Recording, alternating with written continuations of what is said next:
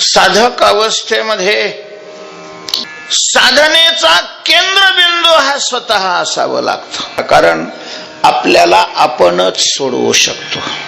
सोडवण्याची महत्वाची भूमिका ही आपल्याला आपणच बजावावी लागते, कारण आपणच आपल्याला बांधलेलं आहे. आपुला आपण बांधविला गळा, आणि आपणच आपल्याला बांधलं असल्यामुळं सोडायचं हे काम आपणच आपल्याला करावं लागणार आहे. जरी आपल्यावर प्रेम असल्यामुळं, वात्सल्य असल्यामुळं आईबापांना वाटत असेल की आपलं कल्याण व्हावं, साधू संतांना वाटत असेल आपलं कल्याण व्हावं, देवाला वाटत असेल आपलं कल्याण व्हावं, पण जोपर्यंत आपल्याला वाटणार नाही आपलं कल्याण व्हावं तोपर्यंत देव, संत आणि आईबाप काहीच करू शकत नाही.